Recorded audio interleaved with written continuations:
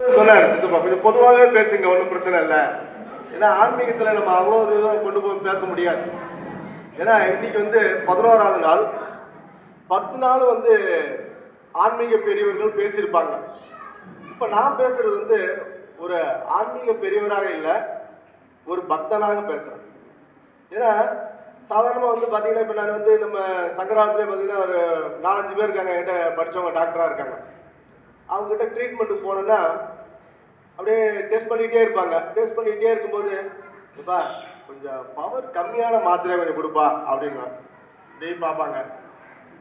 அதான் அவங்க பார்வையில் என்ன அர்த்தம் இருக்கும் அப்படின்னா, மைண்ட் வாய்ஸு, ஏன்பா நீ வாத்தியாராக இருக்கும்போது நீ சொன்னதை நாங்கள் கேட்டோம், இப்போ நான் டாக்டரு, நான் சொல்கிறதாவது கேளுப்பா அப்படின்ற மாதிரி பார்ப்பாங்க.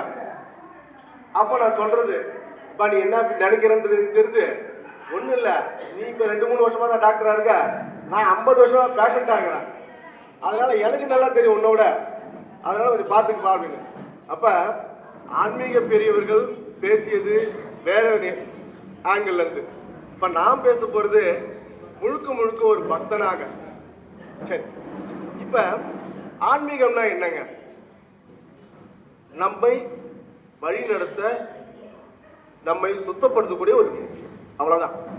இப்போ தாய்மானவர் சொல்லுவார், அருமையாக சொல்றாரு, நெஞ்சகமே கோயில், நினைவே சுகந்தம், அன்பே மஞ்சள் நீர் பூசைக்குள்ள வாராய் பராபரமேன்ற இறைவனை பார்த்து சொல்றாரு, என் நெஞ்சே கோயில், உன் நினைவு தான் எனக்கு சுகந்தம், மனம் வீசிக்கொண்டு பலரே என்னுடைய நினைவு தான், என் மனதாலேயே உனக்கு நான் அபிஷேகம் செய்கிறேன், அதை ஏற்றுக்கொள் அப்படின்னு ஈஸ்வரை பார்த்து கேட்கிறார்.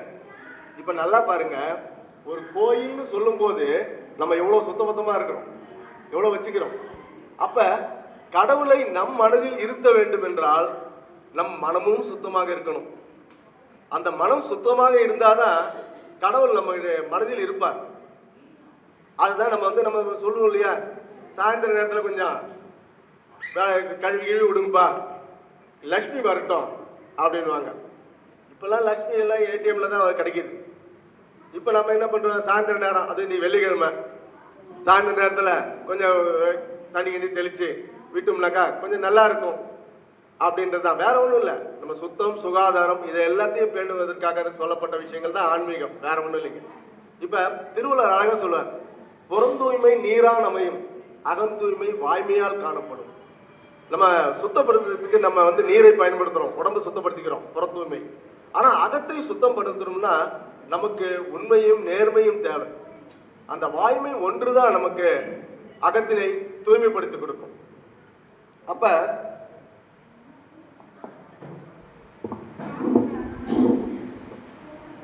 நாம் செய்யக்கூடிய விஷயம் என்ன அப்படின்னா, நம்ம மனதை சுத்தமா வச்சுக்கணும். அப்ப நமக்கு மிகப்பெரிய விஷயம் வந்து நம்முடைய பாரம்பரியம். மற்ற நாடுகள்ல ஆன்மீகம் என்பது வேறு, அறிவியல் என்பது வேறு. ஏன்னா இன்னைக்கு சார் சொல்லிட்டாரு, நம்ம சித்தப்பா சொல்லிட்டாரு, நீ வந்து ஆன்மீகத்தை பத்தி பேசுட்டு, எனக்கு அதை பத்தி அதிகம் தெரியாது. அப்ப நான் யோசிச்சு பார்த்தேன், நம்ம அடிப்படையில் ஒரு அறிவியல் ஆசிரியர், நான் பாடம் நடத்தும் போது நிறைய விஷயங்கள் மாணவர்கிட்ட சொல்லும் போது அந்த அடிப்படை கருத்துக்களை நம்ம எங்க நம்ம சமயத்துல சொல்லியிருக்காங்க. நம்ம வந்து நிறைய பேர் சொல்றாங்க பிளைண்டா, அதாவது கண்மூடித்தனமான வார்த்தைகள், சாமி கிடையாது, இது இல்லப்பா அது இல்லப்பா, இதெல்லாம் பொய்ப்பா வேஷம்பான்னு நிறைய சொல்றதை நம்ம கேட்கிறோம். ஆனா அதுக்கு பின்னாடி இருக்கிற அறிவியல் விஷயங்கள் நம்ம பார்க்கறது இல்லை. ஏன்னா நமக்கு தெரியாது, அறிவியல் கோட்பாடுகள் தனியாக சொல்லலை. நம்ம பெரியவங்க வந்து ஏறக்குறைய 2000-3000 ஆண்டுகளுக்கு முன்னாடியே நிறைய விஷயங்கள் சொல்லிட்டு போயிருக்காங்க. இப்படிதான் இருக்கணும், வாழ்க்கை என்பது இப்படிதான் இருக்கணும், இதெல்லாம் செஞ்சா போதும். 4 வேதங்கள் படிச்சிருக்காங்க. அந்த 4 வேதங்கள் இருக்க அதர்வண வேதம் வந்து முழுக்க முழுக்க சயின்ஸை பத்தியே, எப்படி ஒரு விமானம் செய்யறதுன்றது வரைக்கும் இருக்குது அந்த இதுல, அதர்வண வேதத்துல நிறைய விஷயங்கள் சொல்லியிருக்காங்க. ஆனா நமக்கு அது என்னன்னே புரியாம மேலோட்டமா எடுத்துக்கிட்டு தப்பு தப்பான அர்த்தங்களை புரிஞ்சுக்கிட்டு, இப்போ ஒரு உதாரணத்துக்கு ஒரு இங்கிலீஷ்ல ஒரு தபால் கொடுக்குறாங்க, நான் படிக்கிறேன், ஐயா கிட்ட கொடுக்குறோம், ஐயா படிக்கிறாரு, அவர் என்ன சொல்லுவாரு, அவர் ஒரு அர்த்தம் சொல்லுவாரு, நான் ஒரு அர்த்தம் சொல்லுவேன். ஆனா உண்மையிலே இங்கிலீஷ் தெரிஞ்சவங்க கேட்டாதான் தெரியாது என்ன அர்த்தம், உண்மையான அர்த்தம். அப்ப சொல்லப்பட்ட கருத்துக்களை நாம் எடுத்துக்கொண்ட விதத்துல தான் தவறுகள் இருக்குது. அதுதான் நம்ம சொல்ல போறோம், வேற ஒண்ணும் இல்லை. அதுதான் மிக முக்கியமாக சொல்ல போறோம். அப்ப நம்ம பாரம்பரியம்ன்றது என்ன, நம்ம மிகவும் நம்முடைய பெரியவர்கள் வழி வழியா சொன்ன விஷயங்கள், நிறைய விஷயங்கள் இருக்குது. ஆனா என்ன ஒண்ணுன்னா மேலை நாடுகளை போல அறிவியல் தனியாகவும் ஆன்மீகம் தனியாகவும் சொல்லலைங்க. அதுதான் அவங்களுடைய தவறுன்னு சொல்ல முடியாது, அவங்க சொல்லி கொடுத்த பாணி, வேற ஒன்றும் இல்லை. இப்போ நம்ம வந்து மருந்து கொடுக்குறோம், குழந்தை கொடுக்கும்போது நமக்கு தெரியும் மருந்து சாப்பிடணும், தண்ணி ஊற்றி குடிக்கணுன்றதெல்லாம். குழந்தை கொடுக்கும்போது அப்படி கொடுக்க முடியாது, அது தேனோடு கலந்து கொடுக்குறோம் இல்லைங்களா? அது போல சில சட்டத்திட்டங்களாக சொல்லி அப்படி செஞ்சதை நம்மளுக்கு கேட்பாங்க. இப்போ ஒரு உதாரணத்துக்கு அம்மை என்கின்ற நோய் இருக்குது தெரியும். இது வந்து என்னங்க இங்கிலீஷில் என்ன சொல்கிறாங்க, வைரல் இன்ஃபெக்ஷன்றாங்க. வைரஸினால் வரக்கூடிய ஒரு நோய். சரி, ஒரு 100-150 ஆண்டுகளுக்கு முன்னாடி வரைக்கும் ஐரோப்பாவில் அம்மை நோய்னா பயப்படுவோம், அழைட்டு ஓடுவோம்.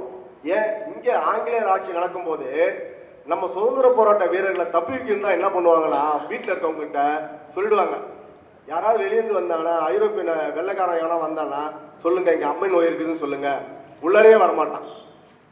ஆனால் அப்படி பயந்து போயிருந்த காலத்தில் நம்ம ஆளுங்க அம்மை நோய்க்கு ட்ரீட்மெண்ட் கொடுக்காமலாம் இருந்தாங்க, எல்லாமே பண்ணிட்டு இருந்தாங்க. நல்லா யோசிச்சு பாருங்க. ஆனால் அதை எப்படி சொல்லிட்டாங்க, சமயம் சார்ந்து ஆன்மீகத்தின் வழியாக சொல்லியிருக்காங்க. அழகாக என்ன பண்ணுறீங்க, வேக்பலை கொத்த வெளியே வைக்கிறோம் அப்படின்னா அந்த வீட்டில் அந்த இன்ஃபெக்ஷன் இருக்கு. அது ஈஸியில் பரவக்கூடியது. வைரல் இன்ஃபெக்ஷன்றது ஈஸியாக பரவக்கூடியது. அது வெளியேந்து வரவங்களுக்கும் வரும், உள்ளேருந்து வெளியே போகக்கூடியது. வெளியே பக்கெட்டில் தண்ணி வைப்பாங்க. ஏன், வரும்போது கை கால அலம்பிடுவாப்பா. ஏன், நம்ம வீட்டுக்குள்ளே போய் தான் ஆகணும், நம்ம வீட்டில் இருக்கமா, இப்போ நம்ம போய் தானே ஆகணும், நம்ம வெளியே இருக்க முடியாது. அப்போ ஏன் சார் அது பண்ணணும்? அப்போ அந்த வீட்டில் ஒருத்தருக்கு வைரல் இன்ஃபெக்ஷன் ஆயிருக்குதுன்னா அவங்க உடல் வந்து ரொம்ப பாதிப்பு அடைஞ்சிருக்கும், ரொம்ப டல்லாக இருப்பாங்க. அப்படி ரொம்ப டல்லாக இருக்கவங்களுக்கு சின்னதாக ஒரு நோய் கிருமி தாக்கல் இருந்தாலும் அது பெரிய தாக்குதலாக போயிடும். அப்போ என்ன சார் பண்ணணும், கை காலெல்லாம் அலம்பிட்டு வரணும். அதை நல்லது கெட்டதுக்கெல்லாம் போயிட்டு வரக்கூடாதுன்னுவாங்க. இதெல்லாம் எதுக்காகன்னா, 4 பேர் கூடுற இடத்துல நோய் கிருமிகள் பரவது வாய்ப்பு அதிகம். அதெல்லாம் எடுத்துட்டு வந்துடக்கூடாதுன்றது தான், வேற ஒன்றும் கிடையாது. ஆனால் அதுக்கு அருமையான மருந்து கண்டுபிடிச்சது நம்மளால தான்.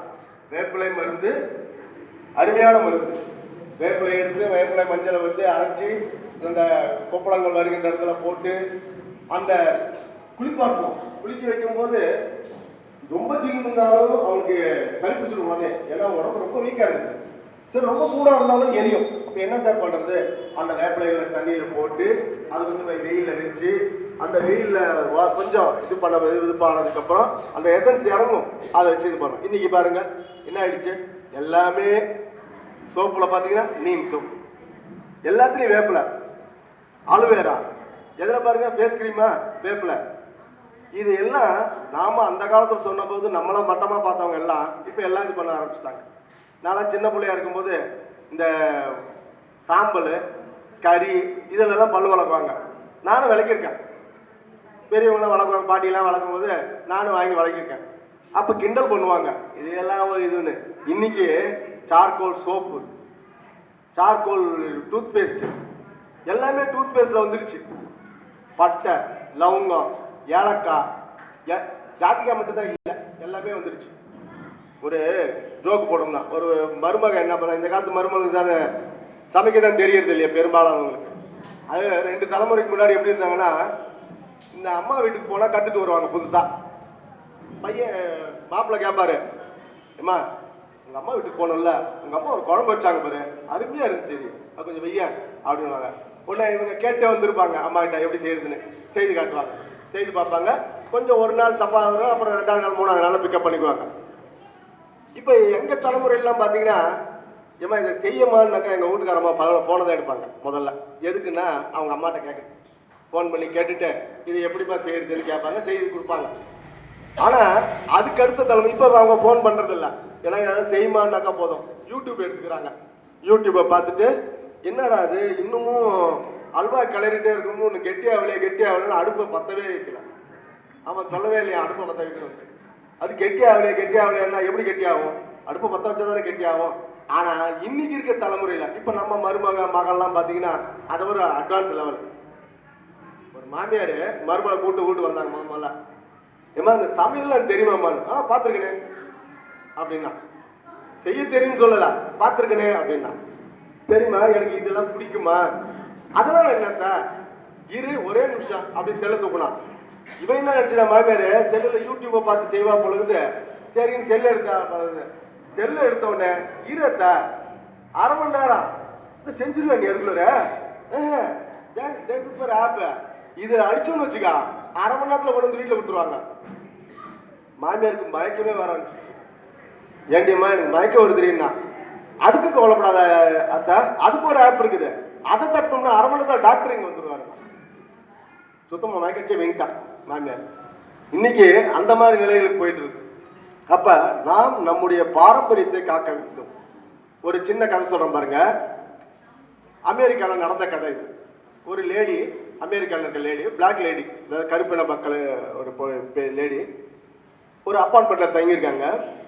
அவங்க ஆஃபீஸ்க்கு கீழே இறங்கி வந்து போய் பஸ் பிடிச்சி போவாங்க. போற வழியில ஒரு காப்லர், அதாவது ஷூ செருப்புலாம் தைக்கிற ஒரு தொழிலாளி இருக்காரு. எப்பயுமே வெளிநாடுகளில் பார்த்தீங்கன்னா அடிக்கடி பார்க்குறவங்கள பார்த்தோன்னே ஹலோ ஹாய்னுவாங்க, ஹவ் ஆர் யூன்னுவாங்க. இது வழக்கம், ஒரு கர்டசி. சிரிச்சுக்கிட்டே கையாட்டிட்டு போகிறாங்க இந்த அம்மா. டெய்லியுமே இது நடக்கும். போவாங்க, சாயந்தரம் வரும்போது கையாட்டிட்டு வருவாங்க. இது ரெகுலராக நடக்கிறது, பேசுனது இல்லை. ஒரு நாள் என்ன பண்ணுறாங்க, வேகமாக இறங்கி வராங்க அப்பார்ட்மெண்ட்லேருந்து. காலில் அந்த ஷூ பிச்சிக்கிச்சு. ஷூ பிச்சிக்கிச்சுன்னா அங்கே போயிட்டு அவர்கிட்ட கொடுக்குறாங்க. அவர்கிட்ட தைக்க சொல்லி கொடுக்குறாங்க. அவர் என்ன சொல்கிறார், பொறுமையாக தைக்கிறாரு. தைக்க ஆரம்பிச்சோடனே இந்த அம்மா சொல்கிறாங்க, எனக்கு சீக்கிரமாக போகணுன்றாங்க. உடனே அவர் சொல்கிறாரு, அம்மா நான் பொறுமையாக தான் செய்ய முடியும், இதுக்கான டைம் கொடுங்க, கொடுத்தா தானே செய்ய முடியும். இல்லை இல்லை, நீங்கள் கொஞ்சம் வேகமாக செய்யுங்க, எனக்கு ஒரு அப்பாயின்மெண்ட் இருக்குது. ஏன்னா வெளிநாடுகளில் நான் 8 வருஷம் வேலை செஞ்சேன். வெளிநாடுகளில் வந்து டீ குடிக்கிறதுக்கு கடைக்கு சொல்கிறவங்கன்னா கூட அந்த டைமுக்கு போயிடணுங்க, இல்லை திட்டுவாங்க அடுத்த நாள். அடுத்து கொஞ்சம் லேட்டாக போனீங்கன்னா அங்கே இருக்க மாட்டாங்க ஆளுங்க. என்னடா உனக்காக வெயிட் பண்ணிட்டு அவங்க போயிட்டு வந்துவாங்க. அது மாதிரி இடம். டீ தானே, ஒரு ஆஃபீஸ் இல்லையா, டீ தானே அப்படின்ற மட்டும் பார்க்க மாட்டாங்க. இந்த அம்மா அப்பாயின்மெண்ட்டை போய் கீப்பப் பண்ணணுமே, இந்த அம்மா வேகம். அவருக்கு கடைசியாக ஒரு வார்த்தை சொன்னார், அம்மா உன்னால் பொறுமையாக இருந்து செய்ய முடிஞ்சா செஞ்சுக்கோ, இல்லைன்னு எடுத்துகிட்டு போயிடுமாங்க. ஏன்னாங்க, நான் வந்து இத்தாலி நாட்டிலேருந்து வந்தவன். ஏன்னா அமெரிக்கான்றது வந்து ஒரு நாடு கிடையாதுங்க, எல்லா நாட்டிலேருந்து இருக்கிறவங்களாம் அங்கே இருப்பான், வேலை செஞ்சுட்டு இருப்பான். இத்தாலியிலேருந்து வந்தவன் நான். இத்தாலி வந்து 2 விஷயத்துக்கு ஃபேமஸுங்க. ஒன்று ஷூ, செருப்பு போன்றவை தயாரிக்கிறது. இன்றைக்கும் உட்லேண்ட்ஸ் அது மாதிரி ஷூலாம் வந்து இட்டாலியில் தயாரிக்கப்படுறது தான். 2வது விஷயம், நமக்கு ரொம்ப பிடிச்ச பீஸா, பாஸ்தா, மெக்ரோனி, இது எல்லாமே இட்டாலியன் டிஷ்ஷஸ் தான். இட்டாலியிலேருந்து வந்த உணவுப் பொருட்கள் தான். இது இன்னைக்கு உலகம் ஃபுல்லாக ஃபேமஸ். அவன் சொன்ன, நீ பொறுமையாக இருந்தால் பாருமா, இல்லைன்னா எடுத்துகிட்டு கிளம்புமா. அப்புறம் அந்த அம்மா வேறு வழி இல்லாமல் சரி சரி நீங்கள் செய்து கொடுங்க. அப்போ அந்த ஆள் கடைசியாக சொன்னார், இந்த தொழிலை நாங்கள் பல தலைமுறையாக செஞ்சுட்டு இருக்கோம், நான் இப்படி தான் செய்ய முடியும், ஏன்னா என்னோட பேரை நான் கெடுத்துக்க விரும்பலை அப்படின்னு சொல்லிட்டு அந்த ஆங்கிலத்தில் கரெக்டாக முடிப்பாங்க. If you have hereditary please maintain, if you don't have you create it அப்படின்னு அழகாக முடிப்பாங்க. உங்களுக்குன்னு ஒரு பாரம்பரியம் இருந்தால் அதை தொடர்ந்து காப்பாற்றுங்கள், உங்களுக்கு இல்லைன்னா அதை உருவாக்குங்கள் அப்படின்ட்டு. மிக அருமையான விஷயங்கள். இன்னைக்கு வந்து சாதாரணமாக நம்ம நினைக்கிறோம், நிறைய விஷயங்கள் நம்ம தொலைஞ்சு போயிடுச்சு, காரணங்கள் தெரியாம. பாருங்க, நம்மளோட கலை, இலக்கியம் எல்லாமே பாருங்க ஆன்மீகம் சார்ந்து தான் இருக்குது.